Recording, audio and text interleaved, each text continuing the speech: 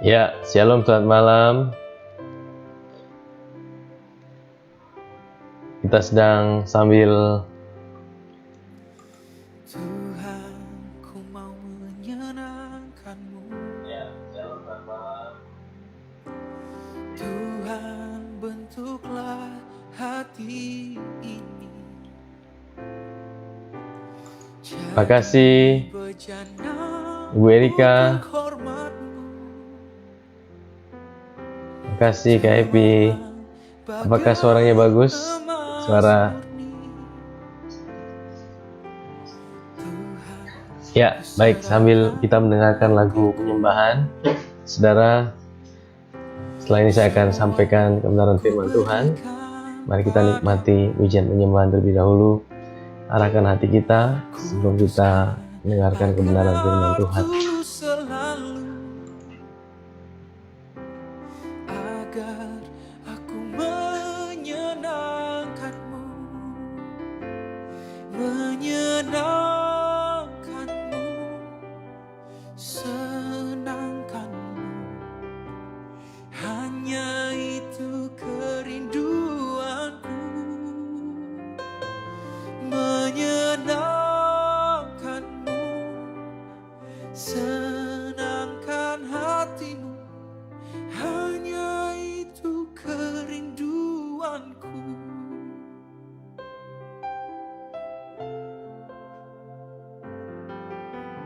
Tuhan, ku mau menyenangkan-Mu. Tuhan, bentuklah hati ini jadi bejana untuk hormat-Mu, cemerlang bagai emas murni. Tuhan, ku serahkan hatiku, semua ku berikan padamu. Kuduskan agar tulus selalu, agar aku menyenangkan-Mu, menyenangkan-Mu, senangkan-Mu. Hanya itu kerinduanku,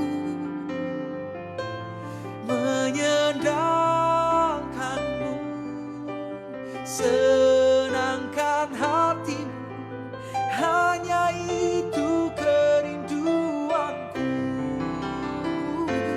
menyenangkan-Mu, senangkan-Mu. Hanya itu kerinduanku, menyenangkan-Mu, senangkan hatimu. Hanya itu kerinduanku.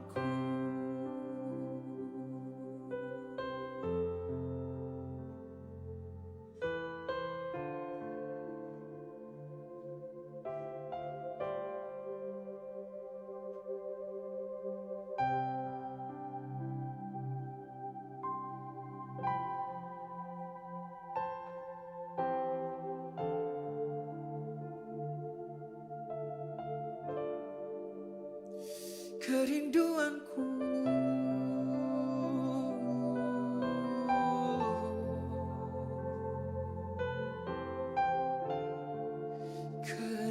kerinduanku, menyenangkan-Mu, Tuhan.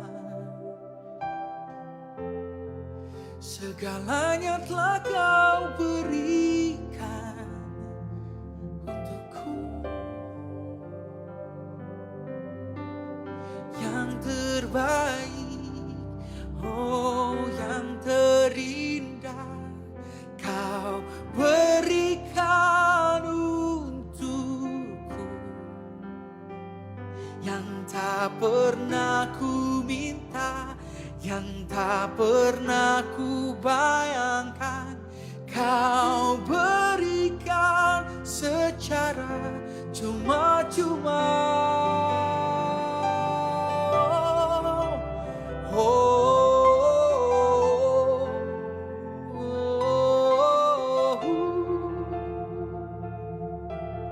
Tak ada yang lain yang ku rindukan selain menyenangkan-Mu, Tuhan. Ini hatiku, tubuh jiwa rohku, mau ku persembahkan untuk-Mu, ku serahkan di bawah kaki-Mu, Tuhan. Oh, ku rindu Kau menerima pujian syukurku, persembahanku yang kudus, yang berkenan, yang terbaik dari hatiku saat ku melihat kebaikan-Mu yang berlimpah-limpah di dalam hidupku. Ku hanya ingin bersyukur. Oh, haleluya, haleluya, haleluya, haleluya. Ku berikan segalanya untuk Kau sang penebusku. Haleluya, haleluya, haleluya, haleluya. Ku sembah Kau Tuhan. Haleluya, haleluya,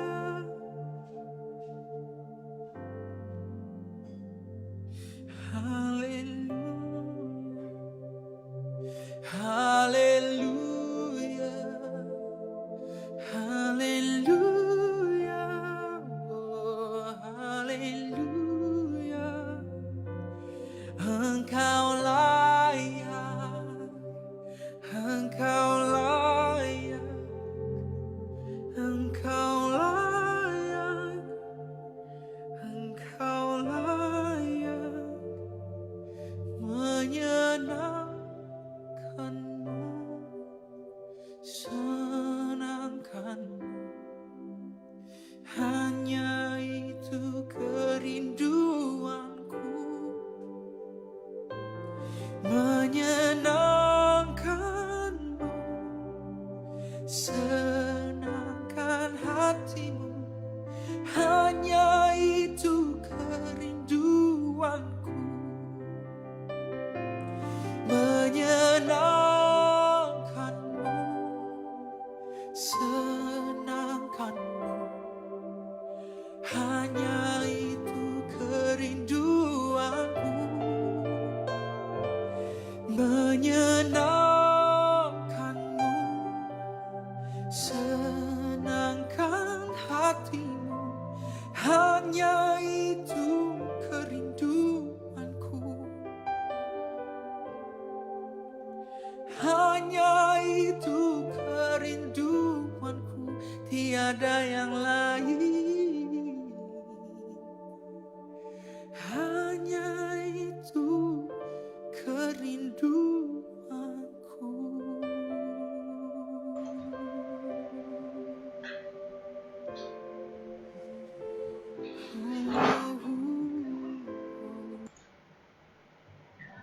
Ya, Bapak Ibu Saudara yang terkasih dalam Tuhan, saja kita sama-sama kita berdoa malam hari ini sebelum kita mendengarkan kebenaran firman Tuhan.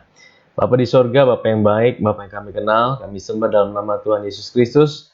Kami bersyukur Tuhan, malam hari ini kami masih boleh ada, kami masih boleh ingat, kami masih boleh merenungkan, kami masih boleh sadar bahwa kami ya Tuhan yang mencintai kami. Tuhan, sebelum kami beristirahat malam hari ini, kami mau mendengarkan firman-Mu. Kami percaya bahwa hari-hari ini kami perlu dengar terus tentang karya-Mu, tentang pribadi-Mu Tuhan, sehingga iman kami boleh dibangkitkan Tuhan.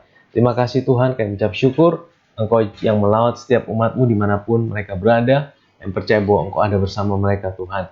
Terima kasih Bapa, kami ucap syukur dalam nama Yesus kami bisa berdoa. Amin, amin, amin. Puji Tuhan, Bapak Ibu Saudara, ya. Seperti yang saya katakan bahwa malam hari ini saya mau share dari firman Tuhan dari Mazmur pasal yang ke-7.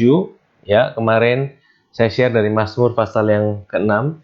Jadi Bapak Ibu Saudara mohon dimaklumi. Jadi kita baru coba trial beberapa hari ini, kita mulai dengan sistem yang baru, dengan peralatan yang kita baru setting. Jadi mohon dimaafkan kalau masih ada beberapa error di sana sini, dan terus kita akan perbaiki ya. Kita akan terus konsisten untuk masuk di dalam media untuk memberitakan terus kabar baik, karena saya percaya bahwa hari-hari ini begitu banyak kabar buruk yang kita dengar, begitu banyak berita-berita hoax, dan saudara, itu tidak bisa dikalahkan dengan kekuatan kita sendiri, tapi hanya bisa dikalahkan ketika kita dengarkan kabar baik. Apa itu kabar baik? Kabar baik adalah berita yang berbicara tentang karya Kristus yang sudah selesai 2000 tahun yang lalu. Ya, baik. Dan malam hari ini saya akan bawa kita melihat di dalam firman Tuhan, ya, Mazmur pasal yang ke-7. Bapak Saudara bisa lihat di layar, di situ ada Alkitab yang saya tampilkan. Saudara, Alkitab saya ini ada dua bahasa. Jadi saya suka ketika saya belajar, ya ini saya kasih tahu, ketika saya belajar saya suka untuk pakai dua bahasa, karena kadang-kadang di dalam bahasa Indonesia ada beberapa kata yang kurang tepat atau yang mungkin hilang, sehingga saya pakai seringkali dua bahasa, dan ada juga bahasa-bahasa aslinya, karena biasanya lebih tepat dan lebih mengena dari apa yang dibicarakan saudara. Ya, jadi saya akan ajak kita melihat firman Tuhan di dalam Mazmur pasal yang ke-7, nyanyian ratapan Daud, ya, yang dinyanyikan untuk Tuhan karena Kus orang Benyamin itu. Dan saudara, seperti saya bilang bahwa kitab Mazmur ini adalah suatu kitab nyanyian atau suatu kitab yang dilagukan, dan hampir seluruh daripada kitab Mazmur 3/4-nya itu ditulis oleh Raja Daud, saudara. Ya, saya seringkali saya ulangi lagi bahwa Daud ini seorang yang apapun yang dia alami, ya, dia dalam keadaan senang, dia dalam keadaan susah, dia dalam keadaan gembira, dia dalam keadaan apapun juga, saudara, dia selalu menaikkan pujian, dan pujiannya ini, saudara, selalu berhubungan dengan Tuhan, saudara. Dan dari sini kita bisa melihat betapa Daud ini seorang yang sangat dekat dengan Tuhan. Ya, Daud ini bukan orang yang sempurna, tidak ada kegagalan. Daud ini orang yang banyak kelemahan, tapi orang ini, saudara, sangat dekat dengan Tuhan. Nah, saudara, saya percaya hari-hari ini, saudara, kita mesti membangun sebuah kerinduan dan kebutuhan untuk dekat dengan Tuhan. Apapun yang kita alami, baik dalam keadaan senang, dalam keadaan susah, apapun situasi yang sedang kita jalani, saya selalu ingat bahwa engkau punya Tuhan dan engkau tidak pernah sendirian, ya. Puji Tuhan. Nah, saya ulangi lagi, saudara, di dalam firman Tuhan dikatakan, Daud berkata, "Ya Tuhan Allahku." Sekali lagi dia berkata, "Ya Tuhan Allahku." Ya, ini Yahweh Elohim. Ya, dia katakan ada dua predikat Tuhan di sini. "Padamu aku berlindung." Ya, "Padamu aku berlindung. Selamatkanlah aku dari semua orang yang mengejar aku, dan lepaskanlah aku." Jadi, saudara, ini seruan daripada Daud, dan dia berkata bahwa ada orang-orang yang mengejar dia, ada orang-orang yang hendak menerkam dia. Dikatakan supaya jangan mereka seperti singa menerkam aku dan menyeret aku, dengan tidak ada yang melepaskan. Saudara, dari sini kita bisa lihat bagaimana Daud itu seseorang yang sangat tergantung dengan Tuhan, saudara. Ya, dia punya pergumulan, dia datang pada Tuhan. Dia punya apapun juga, dia datang sama Tuhan. Nah, dia berkata begini, saudara, "Ya Tuhan Allahku, jika aku berbuat ini, jika ada kecurangan di tanganku, Jika aku melakukan yang jahat terhadap orang yang hidup damai dengan aku, atau merugikan orang yang melawan aku dengan tidak ada alasannya, maka musuh kiranya mengejar aku sampai menangkap aku, dan menginjak-injak hidupku ke tanah, dan menaruh kemuliaanku ke dalam debu. Selah. Nah, Bapak besar yang terkasih dalam Tuhan, ya, di sini Daud berkata bahwa jikalau dia, ya, dikatakan, jikalau aku melakukan yang jahat terhadap orang yang hidup damai dengan aku, atau merugikan orang lain. Saudara, bukan berarti Daud ini tidak pernah melakukan kesalahan, ya, bukan berarti Daud ini tidak pernah melakukan dosa, ya. Tapi Daud berkata bahwa dia merasa bahwa dia tidak buat jahat sama orang. Dia merasa bahwa dia tidak melakukan sesuatu yang curang terhadap orang lain. Ya, dia tidak berkata bahwa, ya, dia melakukan sesuatu kepada Tuhan. Ya, dia berkata bahwa aku tidak melakukan yang jahat terhadap orang itu. Dia tidak berbuat satu kecurangan, saudara. Dan dia merasa bahwa tidak ada alasan musuhnya itu mengejar dia. Nah, makanya dia bilang sama Tuhan, ya, kalau aku sampai lakukan itu, aku lakukan kecurangan, aku lakukan kejahatan sama musuh-musuhku, biarlah kiranya musuhku itu mengejar aku sampai menangkap aku dan menginjak-injak hidupku ke tanah dan menaruh kemuliaanku ke dalam debu. Jadi Daud sampai bilang begitu, saudara. Artinya dalam hatinya sebenarnya dia berkata, Tuhan, aku ini tidak punya maksud yang jahat terhadap orang. Aku tidak melakukan kesalahan. Aku tidak menipu orang. Saudara, ini suatu sikap yang baik juga, saudara. Ya, dalam hidup kita, ketika kita tahu bahwa ada orang-orang yang mencurangi hidup kita, ada orang-orang yang berlaku jahat sama kita, orang-orang yang sengaja mau menjatuhkan hidup kita, saudara, jangan balas mereka dengan kekuatanmu sendiri. Datang pada Tuhan, ya, datang pada Tuhan. Saudara, datang pada Tuhan. Saya percaya bahwa kita punya Tuhan adalah Tuhan yang tahu dan Tuhan yang mengerti apa yang sedang kita alami.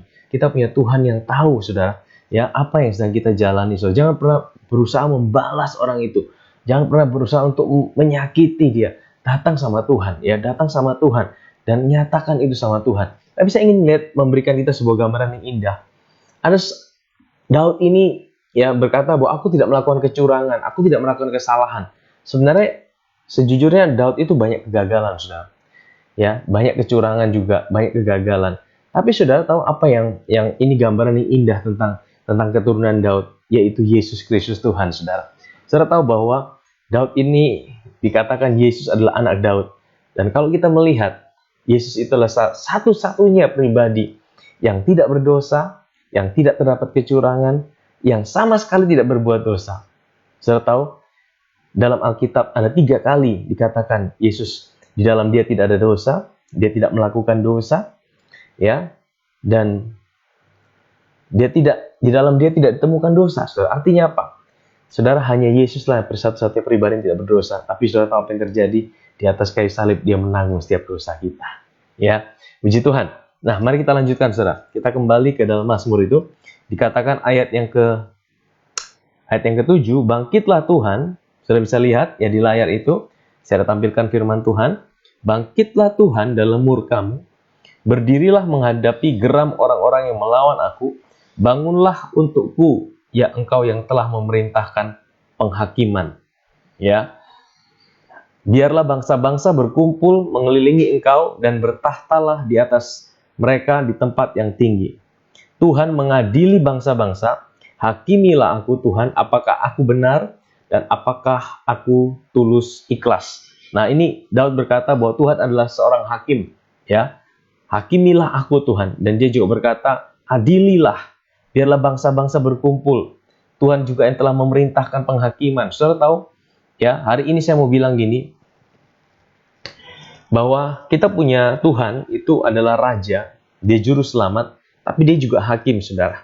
Ada 2 jenis penghakiman yang akan dialami, saudara. Yang pertama adalah penghakiman untuk orang percaya. Sebenarnya ini bukan penghakiman, tapi ini disebut adalah pembagian upah. Rasul Paulus berkata dalam kitab Korintus berkata bahwa tidak tahu kamu bahwa kita semua ini orang percaya, kita ini akan menghadap tahta pengadilan Kristus. Saudara, siapapun saudara, kalau saudara orang percaya, saudara, kita akan menghadap tahta pengadilan Kristus. Tahta pengadilan Kristus itu apa? Itu bukan tentang surga dan neraka. tahta pengadilan Kristus adalah waktu kita diangkat, kita diubahkan dalam sekejap mata.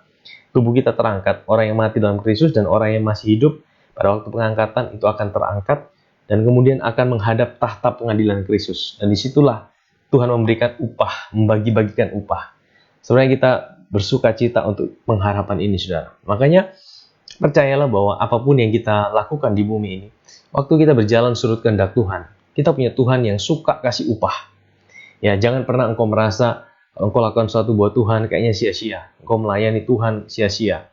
Kayaknya engkau lakukan sesuatu buat Tuhan seperti Tuhan tidak perhitungkan.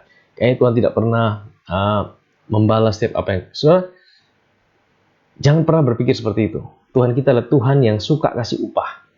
Tuhan kita adalah Tuhan yang suka memberikan upah. Ya, bahkan kalau kita bisa lakukan sesuatu itu juga karena Tuhan, sudah. Tuhan yang kasih kita kekuatan, Tuhan yang kasih kita sebuah kemampuan, bahkan untuk menginginkan sesuatu yang baik itu pun juga adalah inisiatif dari Tuhan. Kalau engkau bisa lakukan itu, engkau lakukan itu dengan baik, saudara, Tuhan akan kasih upah lagi buat hidup saudara. Ya, nah itu tahta pengadilan Kristus. Tapi ada juga satu lagi tahta pengadilan putih, yaitu nanti ketika semua bangsa dikumpulkan di hadapan Tuhan, itu di Wahyu 2 pasal 21. Saudara tahu apa yang terjadi? Itulah tahta pengadilan putih, ya.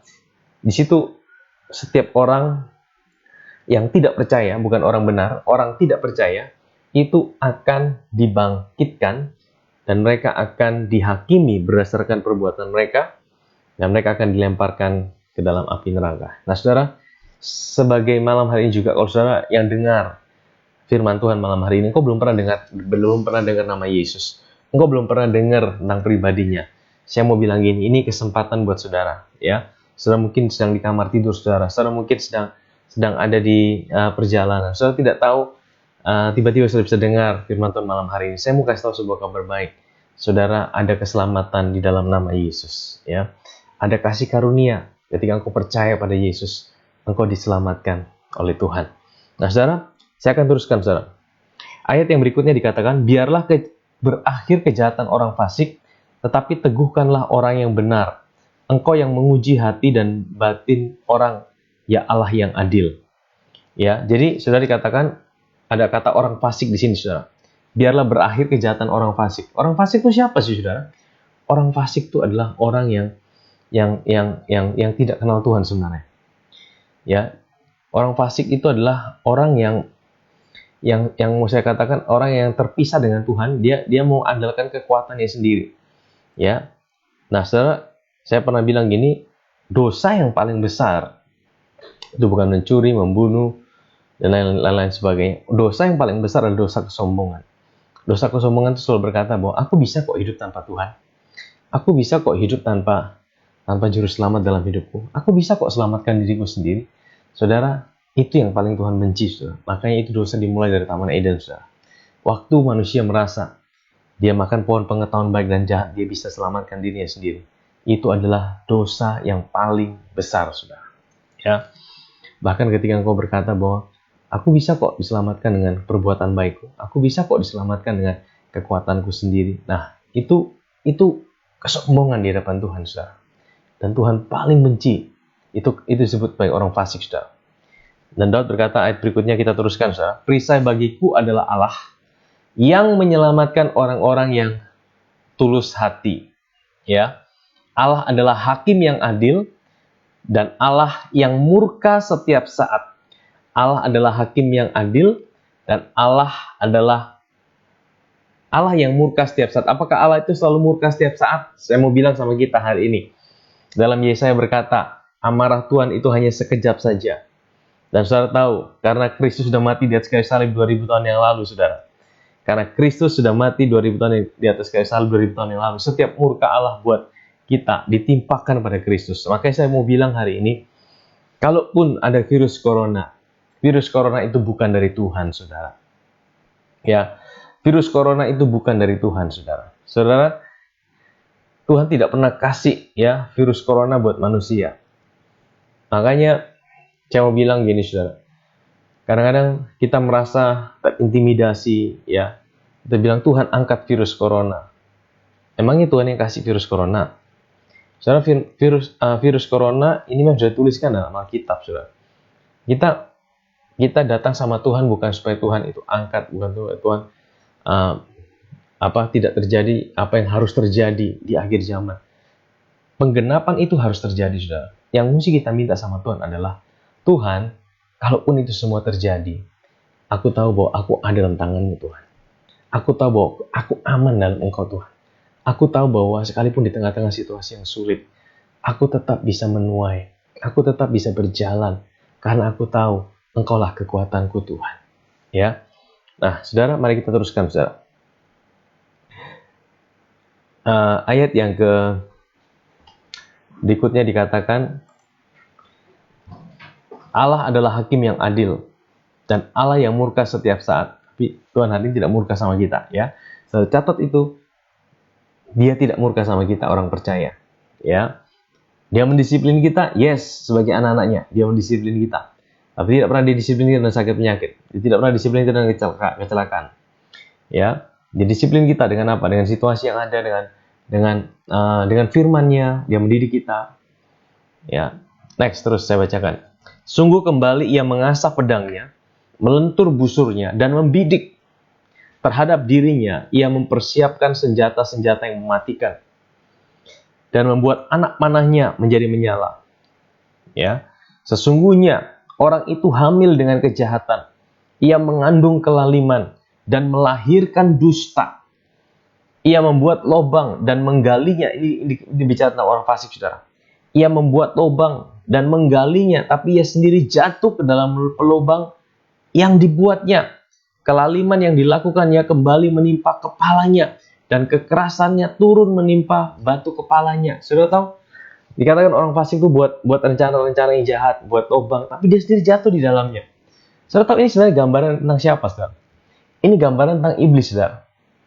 Iblis itu punya rencana yang jahat, ya. Bahkan dia punya planning, dia mau hancurkan keturunan manusia. Bahkan waktu Yesus jadi manusia, dia berusaha kalahkan Yesus, ya. Dia pakai Yudas untuk menjual Yesus. Dia pikir waktu di atas kayu salib dia sudah menang, saudara. Tapi dia tidak tahu hal yang menurut dia adalah kemenangannya dia. Tapi justru itu adalah kekalahan buat dia. Dia buat jebakan, dia buat hal yang mau mengalahkan, mau menghancurkan manusia. Saudara tahu bahwa iblis tidak bisa kalahkan Tuhan. Tapi bagaimana caranya dia menyakiti Tuhan? Dia menyakiti yang dicintai oleh Tuhan. Makanya tahukah saudara, saudara ini adalah orang percaya adalah sasaran tembak daripada iblis. Iblis ingin sekali menjatuhkan saudara. Iblis ingin sekali menipu saudara. Iblis ingin sekali bahwa saudara itu jauh dari Tuhan. Karena kalau saudara jauh dari Tuhan, iblis itu senang, saudara. Karena apa? Karena dia bisa buat Tuhan itu sedih. Kalau saudara dibuat tidak lagi mempercayai Tuhan, tidak lagi merasakan cinta Tuhan, tidak lagi bisa mempercayai bahwa kasih Tuhan ada buat hidup saudara, iblis itu senang dan Tuhan sedih. Iblis tidak bisa langsung lawan Tuhan, tapi dia buat jebakan-jebakan untuk membuat hati Tuhan itu sedih dan sakit. Tapi tahukah saudara, di kayu salib yang sebenarnya itu dirancangkan iblis untuk mengalahkan manusia, tapi di atas kayu salib itulah sebenarnya puncak kemenangan daripada Allah sebagai manusia, dan itu diberikan ya buat saudara. Kalau saudara baca dalam Roma pasal 8, ya, ayat 31, jika Allah di pihak kita, siapa yang dapat menjadi lawan kita? Ia yang tidak menyayangkan anaknya sendiri, tapi yang menyerahkannya buat kita secara cuma-cuma. Bagaimana mungkin ia tidak menganugerahkan segala sesuatu yang lain bersama-sama dengan dia? Tahukah saudara, hari ini saudara, iblis dia buat satu jebakan, tapi dia sendiri masuk dalam jebakan itu. Setiap kali saudara diingatkan untuk tidak lagi percaya sama Tuhan, setiap kali saudara diingatkan untuk mulai menjauh dari Tuhan, saya tahu bahwa dia sedang masuk dalam lubangnya sendiri. Dia sedang masuk dalam perangkapnya sendiri. Dia sudah dikalahkan. Ya, puji Tuhan. Nah, kemudian apa? Ayat yang ke-17, aku hendak bersyukur kepada Tuhan karena keadilannya dan bermazmur bagi nama Tuhan yang maha tinggi. Ini ada lagunya, saudara. Nanti kita akan dengarkan lagunya. Aku hendak bersyukur pada Tuhan karena keadilannya dan bermazmur bagi nama Tuhan yang maha tinggi. Nah saudara, tapi saya ingin bacakan dalam bahasa Inggrisnya saudara. Kata keadilan di sini adalah righteousness, ya. Saudara lihat di sebelah kanan itu, adalah I will praise the Lord according to His righteousness, and I will sing praise to the name of the Lord Most High. Saudara, dikatakan I will praise the Lord according to His righteousness. Aku akan memuji Tuhan karena kebenarannya. Nah, sekali lagi bahasa Indonesia kurang lengkap, saudara.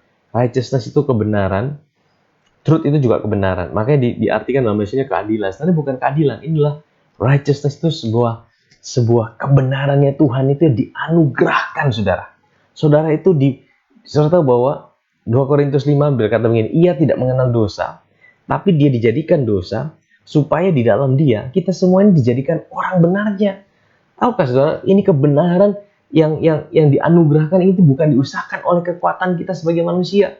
Dan Tuhan bilang, inilah kebenaran yang dianugerahkan.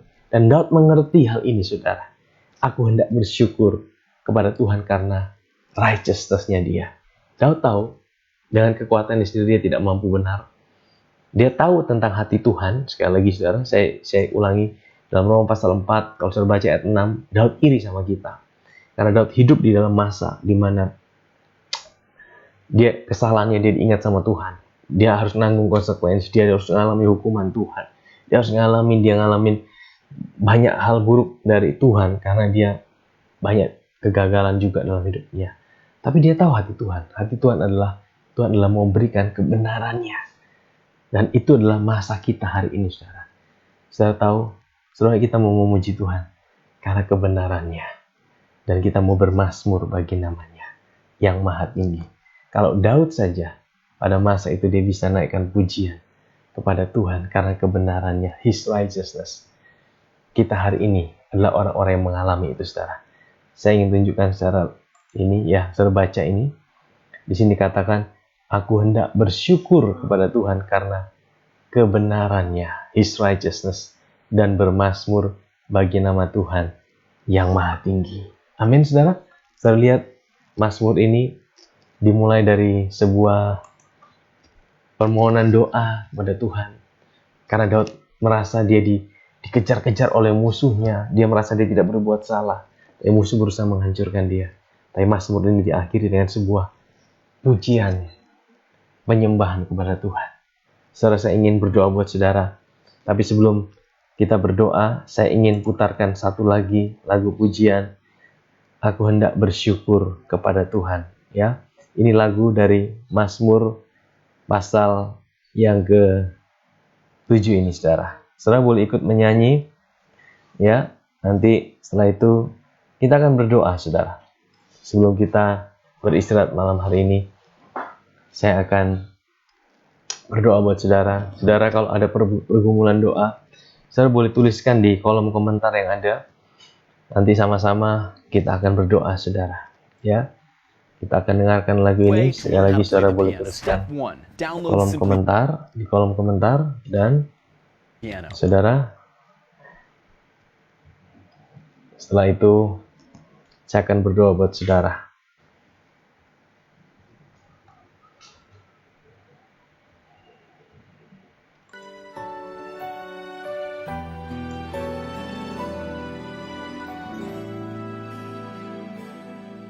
Aku hendak bersyukur pada Tuhan karena keadilannya, dan bermazmur bagi nama Tuhan yang maha tinggi. Ya Tuhan, Tuhan kami, betapa mulianya nama-Mu, Tuhan kami, dimuliakan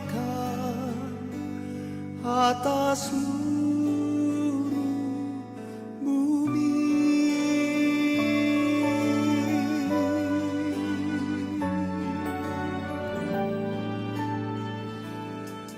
Aku hendak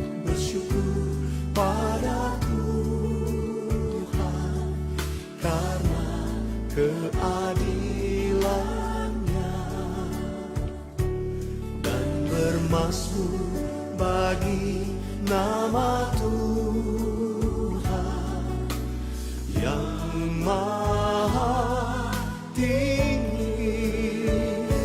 Ya Tuhan, Tuhan kami, betapa mulianya nama-Mu, Tuhan kami, dimuliakan atas seluruh bumi. Ya Tuhan, Tuhan kami, betapa mulianya nama-Mu, Tuhan kami, dimuliakan atas seluruh bumi.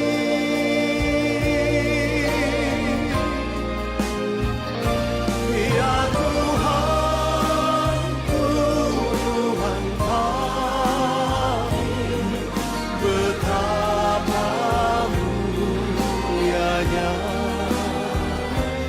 nama-Mu, Tuhan kami, dimuliakan atas seluruh bumi, dimuliakan atas seluruh bumi, dimuliakan atas seluruh bumi.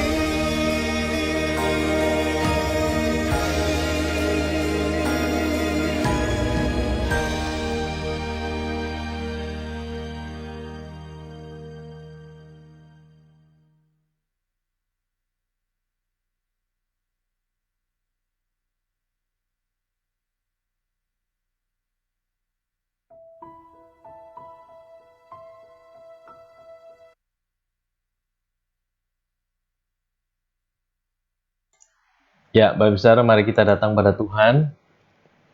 Saudara, saya akan berdoa buat saudara malam hari ini. Saudara, mari sama-sama. Saudara ingin didoakan, taruh tangan saudara di dada. Kita datang pada Tuhan. Kita percaya bahwa kita punya Tuhan yang mendengarkan setiap doa kita. Mari kita datang pada Tuhan sebelum malam hari kita beristirahat. Bapa di sorga, Bapa yang baik, Bapa yang kami kenal dan kami sembah dalam nama Tuhan kami Yesus Kristus. Kami mengucap syukur Tuhan bahwa kami punya Tuhan yang setia, Tuhan yang adil, Tuhan yang tidak pernah tinggalkan kami, Tuhan yang selalu dengar seruan doa kami Tuhan. Bapa, malam hari ini kami berdoa, aku berdoa buat setiap anak-anak-Mu. Mungkin anak-anak-Mu sedang mengalami situasi yang buruk dalam kehidupan mereka. Mereka mungkin sedang diperlakukan tidak adil Tuhan, ada orang-orang yang berusaha menjatuhkan mereka. Bapa, kami berdoa bahwa kami punya Tuhan yang tahu apa yang sedang mereka alami Tuhan, anak-anak-Mu alami Tuhan. Bapa, aku berdoa dalam nama Yesus, Engkau jadi kekuatan, Engkau jadi perlindungan, Engkau jadi pertolongan buat setiap anak-anak-Mu. Tuhan, berikan mereka damai sejahtera, sukacita-Mu Tuhan. Karena kami percaya bahwa kami punya Tuhan yang mati dan bangkit buat kami.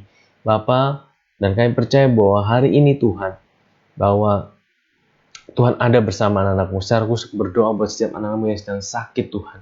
Malam hari ini Tuhan, kami percaya bahwa sakit penyakit bukan dari Tuhan. Tapi Tuhan menyembuhkan setiap sakit penyakit. Oleh bilur-bilur-Mu Tuhan, setiap sakit penyakit sudah Engkau sembuhkan Tuhan.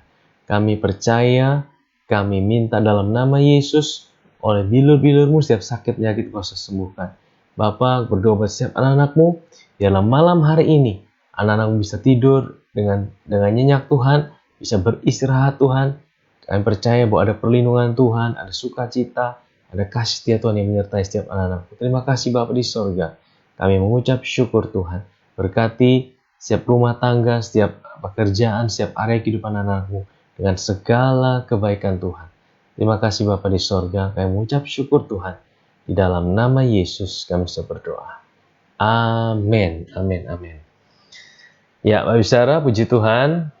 Terima kasih buat malam hari ini yang sudah bergabung. Sampai jumpa kembali besok. Kita ada siaran langsung melalui fanpage di OCC Church. Silahkan bergabung di sana dan kita akan sama-sama memuji dan menyembah Tuhan. Kita akan dengarkan kebenaran firman Tuhan. Tuhan Yesus memberkati kita. Sampai jumpa kembali. Salam ngopi asyik.